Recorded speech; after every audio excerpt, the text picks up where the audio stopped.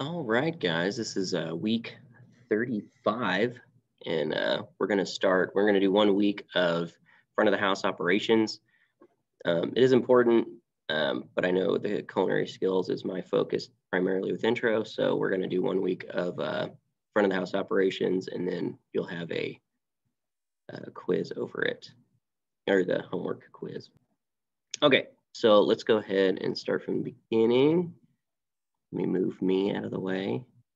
All right, so front of the house basics. Front of the house is like your service staff. Everyone basically in the front part of the building. So your servers, bussers, all the people you see when you go out to eat. You don't see the cooks and you usually don't see the dishwashers. Oh, maybe I'll move this down here, sorry. Okay, so front of the house responsibilities. And this varies from place to place. When you have a fine dining restaurant, you'll have a maitre d', head waiter, captains, front waiters, apprentice, all that kind of fun stuff. And those are your more fine dining, white tablecloth restaurants. If you have a less formal structure, so you have like your Applebee's, Texas Roadhouse, that kind of thing, you'll have a floor manager who supervises the front of the house staff. So your bussers, hostesses, servers, food runners, that kind of thing. And they'll be the one, you know, the floor manager will be like the one in the tie that comes and fixes any problems, customer complaints, that kind of thing. Servers, you know, they have a specific section in a dining room, which we'll go over in a minute. Food runners, that person primarily just, they run food. So the server will take your order, go to the computer, put in your ticket, that prints back in the back. The cooks will make it, the expediter go make sure, or, you know, fires the food. So he'll say, okay, give me table 12. They'll put all the food on a tray with the ticket. The food runner takes the tray and serves it to the table. Their job is pretty important. And then you can kind of tell how well a place is staffed and trained by, if you ever go to a restaurant and the food runner or someone brings the food to your table and just yells out, who got the chicken or who got the fettuccine Alfredo, and they should have it set up where no matter who takes the food to your table, they should know who got what by what seat you are at the table. Because every seat at a table is a number. So like 1, 2, 3, 4, 5, and you'll see it on your ticket too. But they should always be the same. So like the first seat that closest to the front door should be seat 1, you know, depending on what restaurant you work at. And then what they'll do is, they can just look like, okay, this is seat 1. This is the first thing. It's fettuccine Alfredo with shrimp. That's seat 1. Then you just follow it around. They should never yell out. So you can always tell if someone comes to your table with your food and yells out who got what, that means that restaurant does not train properly. Bussers, those are the people who clean off and reset the tables. So you'll see them. They don't usually talk to the guests. They usually just there, clean everything up, take it back to the dishwasher. And the way that whole system works is when you give a tip to your server, that server in turn will tip the bartender, will tip the food runner, and tip the busser, because those other people can make or break a server. So if you think about it, if you have a server who tips out everyone really well and a server who does not, when the food is ready to come up, the food runner might walk a little bit slower to your tables if they know they're not getting a tip. And then when your table's empty and the busser, and you know, you're waiting on the busser to clear the table off, wipe it down and reset it, they're not going to do that as fast for you because you never give them any tips. So I know it's a sick way.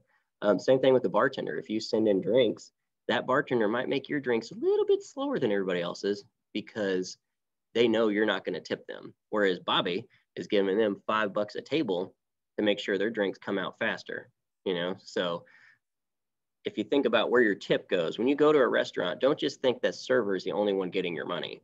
So if your bill is $100 and you leave like $5, that server's got to take your $5 and split it between the other 4 people, you know? So always tip them decently if they did good service, because they tip other people with that tip. It's not like they put it all in their pocket. And if they do, you probably had bad service because your drinks took forever, your food took forever, all that stuff, because that server is keeping all their money and not sharing the wealth. So just a little food.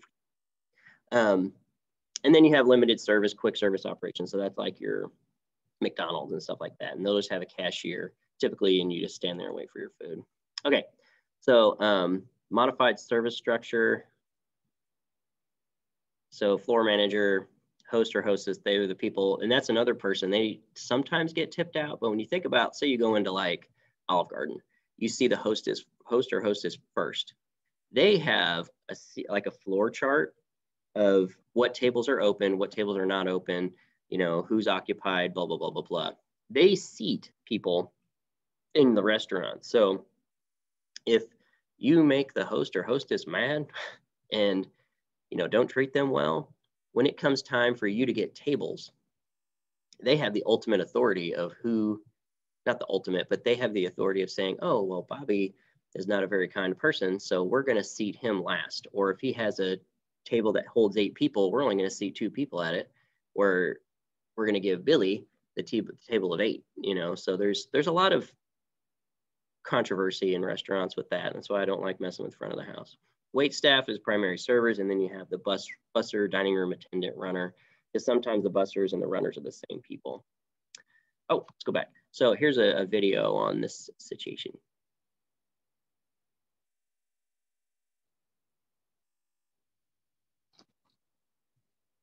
There are many styles of restaurants and different styles of customer service organizations. In traditional full-service restaurants, there is usually a formal service organization, basically a group of workers that perform service-related tasks that fit together for the common goal of making sure guests enjoy themselves. A formal service structure usually begins with the maitre d' who is responsible for the overall management of service. Next, the head waiter is responsible for the service in a specific area, such as a banquet room or dining room. The captain is accountable for a server area of about 15 to 25 guests, and the front waiter assists the captain. The front waiter usually has less experience than the other positions, 1 to 2 years. Finally, an apprentice is a server in training. In less formal structures, the organization might change.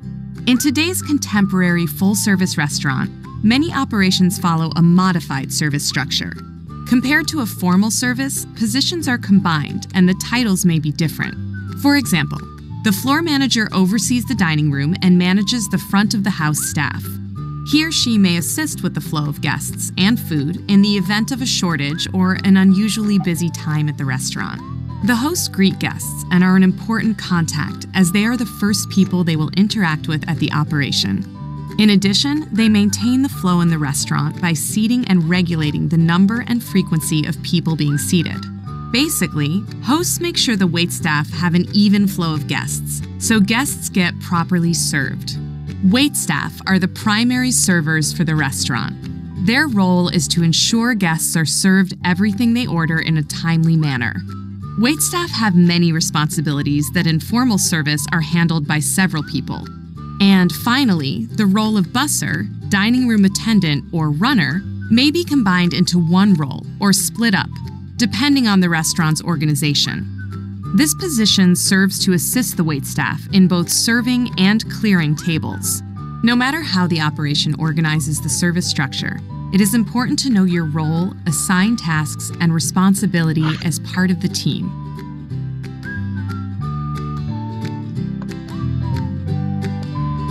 All right. Let's move on. All right, so as far as service tools go, these are just basic things you might have as a server. So you have a corkscrew, change, which you never really need change, a pen.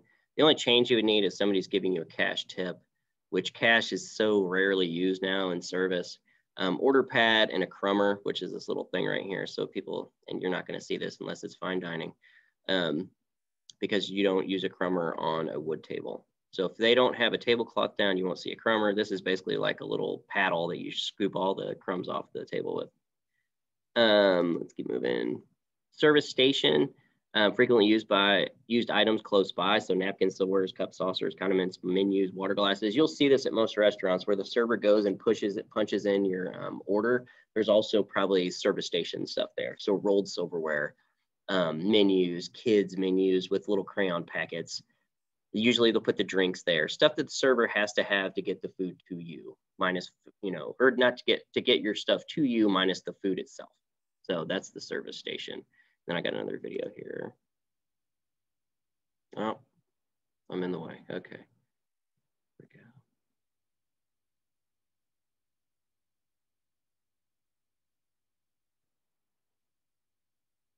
Not only are servers responsible for properly setting the table and serving guests, they must also know how to remove items while guests are still seated.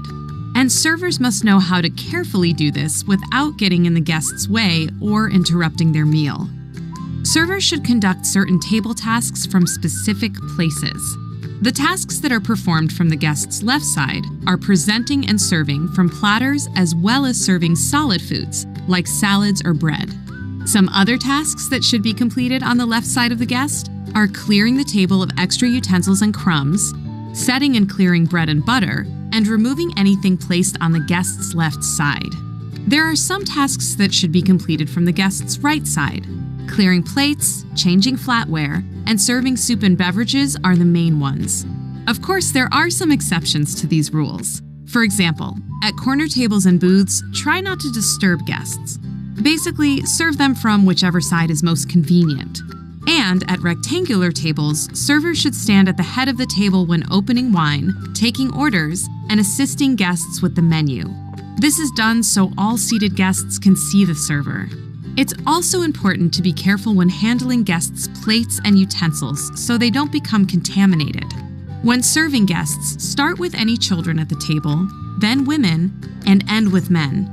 If you know there is someone hosting the meal, like someone taking their business clients to dinner, serve the host last. Remember to always keep the guest's experience in mind. Attend to needs with both polite tableside manners and by using the proper side for the task. This will ensure that guests have a pleasant, uninterrupted experience. Nice. Okay. We're gonna move on. All right, so serving utensils, and like this says, serve food to guests, large serving spoons, and that's what this stuff is: tongs, cakes, spatulas, that kind of thing. Even if you're going to a pizza place, there should be a serving utensil with your pizza when they set it down in front of you. You know, there shouldn't be like you grab it with your hands. There should be some sort of like pie, spatula of some sort. So let's keep moving. Point of sale. Point of sale is basically this machine right here. So that'll be where the orders are taken by wait staff. They put in the point of sale. This is for training. What is this? Please crap. I don't know what that is. That's random on here. But it basically has like, it'll have the clock in, clock out. It has a lot of stuff. These things are, this computer system. So it'll keep tally of your forecasting. Like it'll tell you how many sales we did on Mother's Day last year and what did they buy. Like they're really good tools to have.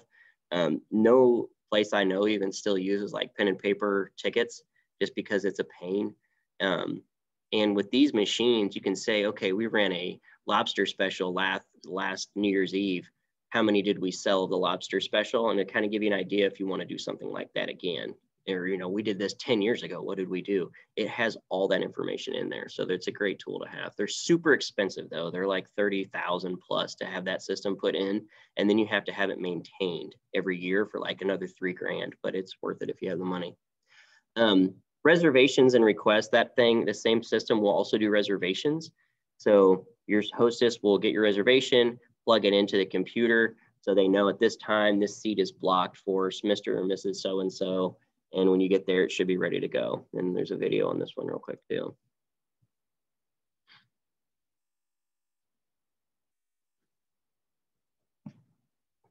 It is important to start the guest experience on the right note, with an accurate system to record reservations and special requests.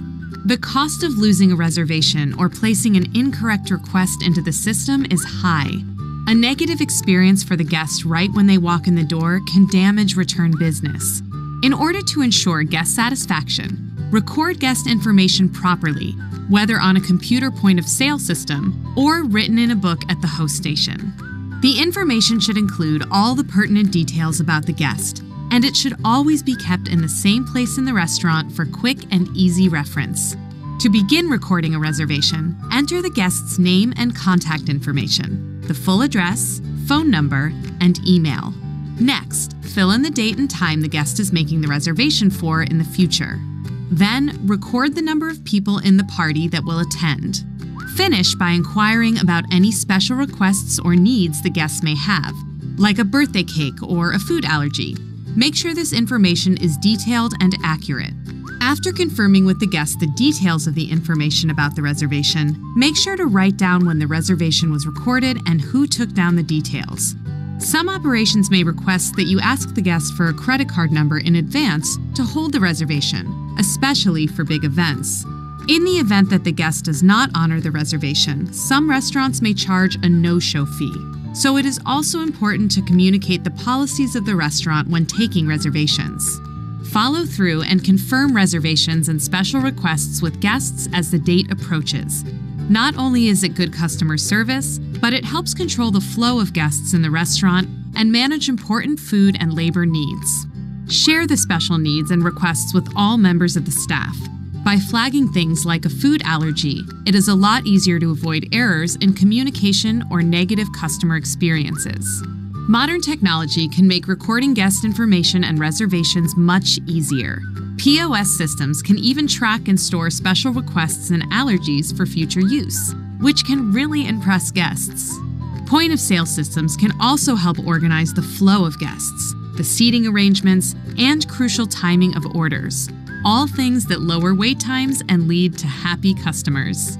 When it comes time for the guest to arrive, reservations help the host be prepared to welcome the guest and initiate a victory with a positive first impression. Recording and communicating accurate reservation information is critical to providing good customer service to guests and in creating loyal customers that will return again and again. All right, so more important things of front of the house service. Let's keep going. All right, so reservations requests, like you see in here, you want to save them in one place. I suggest a lot of places will still do this handwritten in a book somewhere, but if somebody misplaces the book or somebody wants to be funny and take it, you have a disgruntled employee who got fired, they might take the guest book, and then you won't have any of this, and it's going to really screw you up. So make sure it's in your system. And then with these systems, the only people can, so like if you're a server, you can only access your tables at time, and you can't access another server's stuff. And they can't go in and delete things, and you have to have like a manager's access to do a lot of things on here. So depending on who it is, and that way they can also check it. So like if Bobby is the host for the weekend, he has access to put, this kind of information in, and he's the only one who can probably change it unless you're a manager. So that way the next person who comes in can't really do anything with whatever Bobby put in, because like they can't erase a reservation because he put it in, it's under his name. It's just good because then you need a manager to do it. So that way people don't sabotage or people don't, do things bad. Servers can do this, like they can't delete something on a ticket without a manager to do it. A lot of it, helps avoid theft too and fraud, because there's a lot of times where people will steal your credit card information, and this happens a lot, I'm not gonna lie. So a server will say, oh, your card won't swipe, so they write down your credit card number and PIN and all that, and then next time someone comes in with cash and pays cash for their meal, they will use your credit card number to pay for that other person's meal, and then keep all the cash. And this is a scam that happens in restaurants all the time, because they can physically go in and do that, where a lot of times restaurants will say, if you have to type in a credit card, you need a manager to do it. So I don't know, it's a long, scary process, but anywho, so yeah. And this has, every system has their own thing. So number and party, guest name, policies, all that kind of fun stuff, any special instructions. And then, yeah, here's just more information on that. So as far as reservations go, they're great, but they also are not great, because if you have reservations on a Friday night and your whole dining room is booked, you're still going to have walk-in guests. So it's good and it's bad, because a lot of times people are never on time for the reservations. It's not the right number of people. They'll reserve a table for 12 and 4 people will show up, and you just took away 8 people's dining experience because you took those three extra, those extra 2 tables and combined them together. There's just a lot to it. So that's when your management has to be on top of things. And then it's just more stuff. So yeah, capture information for future use. So if John Smith, you have all his information in there and you know how he gets his, he's allergic to this, this, and this, that kind of thing. You can keep this for future reference. So host greeter, ask about reservations, note special dietary needs, arrange guests to be seated, assign a server to that particular station, server notes on guest checks, entered into, so this, yeah, it all just goes back to the POS system. And then I got one last video for you that goes over a couple more points as far as taking a tableside order. So this kind of goes into what taking accurate tableside orders is an important part of providing great customer service and a key responsibility for the role of the server. Orders need to be written down carefully, using the same method each time to ensure each guest receives the correct order. There are some things servers should do when writing a table check. The first is to include the correct seat and table numbers where appropriate. Each dining room has a pivot point, such as the front door, which establishes the location of seat number 1, basically the seat closest to the pivot point. The numbering of the seats continues counterclockwise. Then the server approaches each table at the specific place determined by the floor plan. Servers can use a grid to write down guests' orders in delivery sequence. An example of this sequence would be drink, then appetizer, soup, entree, and dessert. Remember, it is critical to keep everything organized and consistent for all checks. Some operations allow the use of abbreviations when taking orders. Abbreviations are usually standardized by management across the operation. This helps to ensure clear communication. Examples include CB for cheeseburger or BK for blackened. Make sure to take and note temperatures for dishes cooked to order for things like burgers or steaks. Some guests may want their steak cooked medium well, so it's important to note that when taking the order. And don't forget to include any special requests, like serving dressing on the side of salads. Finally, before leaving the table, repeat the order back to the guest to confirm everything is correct. Making certain that the tableside order is accurate and in the correct order will reduce errors, which will result in happy guests. All right. So that's just more on taking orders. And you guys will learn that if you go into the first year culinary program here. Okay, so as far as this goes, taking a tableside order, as you see here, this is like a dining room layout. And I'm trying to find the front door. So there's the bathrooms, the front door.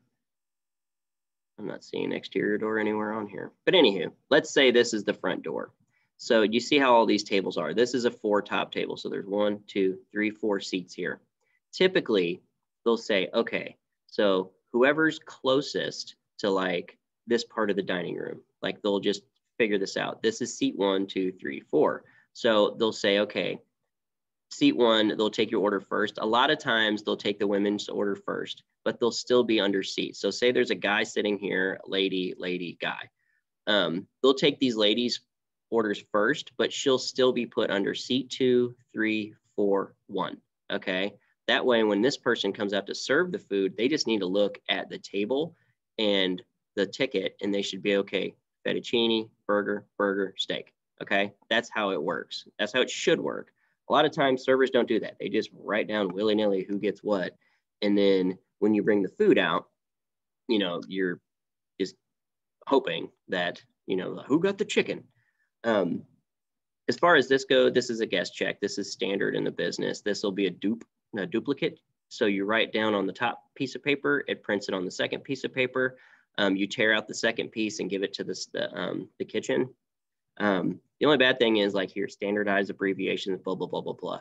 A lot of times you'll write down the seat number over here, what they got.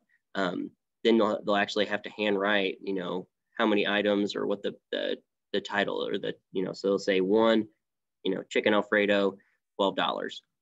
Seat 2, burger, $7.99, and then you total it up down here, and that's what they give you as a check, and then you have to do the tax. So that's why restaurants a long time ago, it took a while to do all this stuff, because You had to have a full-time cashier to do all this right here. Now they just hit a button and it prints it out for them. As far as serving goes too, make sure you have standardized abbreviations so everyone uses the same thing across the board. So if it says burger, it'll say, you know, like bacon cheeseburger will like BC, you know, bacon cheese, which stands for bacon cheeseburger, you know, like, so everybody knows the same thing. So if you give this to the kitchen, they don't have to figure out the hieroglyphics that you're trying to give everybody.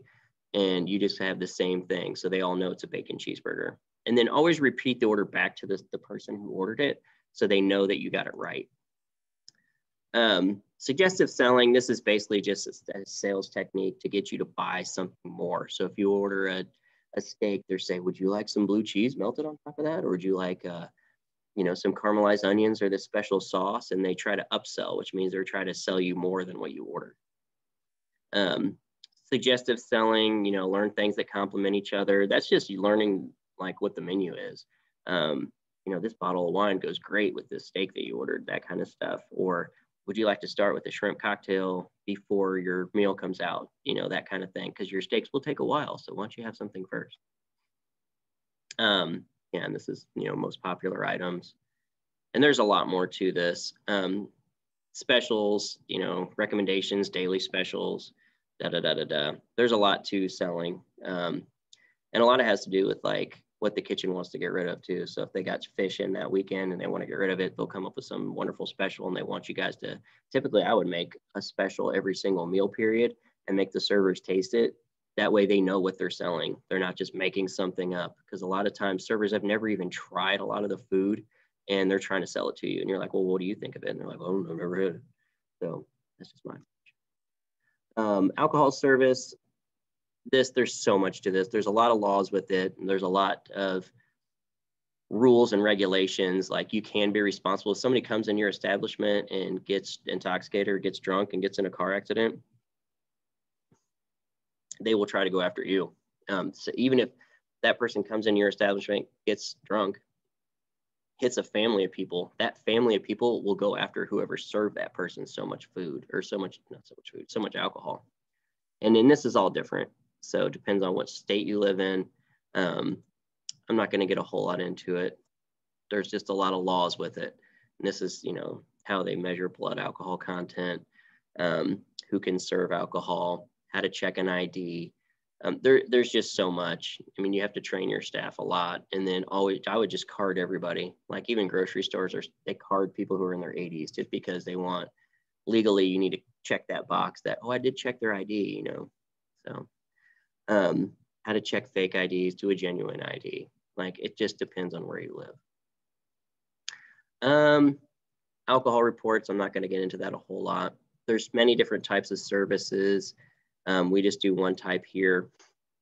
And then, yeah, so you have your American style service, and this is how you're supposed to set it up. You have your French style service. And typically what you need to know as a person eating or the person setting up the table, you put whatever silverware, whatever utensils you need for every style of service. So if you're getting a salad, you have a salad fork out here. Let me go back to, let me see if one has it. Okay, so here's a perfect example. So here's your bread and butter, okay? And then you have all these knives and you have all these forks. You start from the outside and work your way in. If the first thing is a salad with a piece of shrimp on it, you use this fork, you use this knife, you cut up your shrimp, you eat it, they take that away. The next thing comes, you have a fork and a spoon. You use those items, they take it away, and then so on and so forth. And they'll even have glasses out here. Here's your water glass. Here's this wine glass. Here's a different wine with every course you're eating. That's how it works. So that's why you have all these different place settings. And each one has their own name. There's Russian service. So most formal preparation done in kitchen, bowls and platters on carts. Servers serve the guest. So it just depends on what you're serving. And then you have your quick service. So, you know, drive-through, buffet, carry out, these little vending machines that heat up a burger for you. Oh, and here's all the different types of knives, all the different types of forks, different types of spoons. I mean, there's just so much to it. And I'm not going to go through a whole ton of it. And then you have your drinking glasses. I mean, there's just a lot to service. And we don't do a whole lot in intro because you guys, you know, you guys cook just for yourselves. So you'll learn a lot more about this when you get to the first year culinary class and second year culinary class. Like these are all different types of glasses that things are served in. So espresso, coffee, brandy, champagne, cocktail glasses, beverage glasses. This is actually called a Collins glass. I mean, there's just a lot to it. Yeah, here's more glasses. And they all have specific reasons why they're different sizes. As far as your service plates go, types of china, different types of bowls. I mean, there's just so much to it. Here's different types of drinks. I mean, and we talked about this a lot when we did, not a lot, but we talked about the different types of beverages when we talked about breakfast. So see, there's just so much to it. But you'll learn more about this and here's processing payments. So I'm not going to get a whole lot into that part because we're not going to work on that in here. You guys will learn that when you learn front of the house service. When you go to the first year culinary class, because you guys will have to do, like you'll have to use one of those computer systems for point of sale, and they'll do a lot more in-depth teaching of that. We don't do service in this classroom, so I'm gonna hold that one off. So we just did a brief survey of it so you guys can understand like what it is. Just so when you go to a restaurant, you can kind of figure out, oh, this is how this happens. Oh, that's this is the front of the house, that's where the server station is, and just kind of keep an eye on it. And always check when if you go to a restaurant next time, when they bring your food out, ask them or just see if they know where to put the food or if they have to holler out, who got the chicken? So it's always, you can tell how well trained the staff is at that point. So think about that. And have a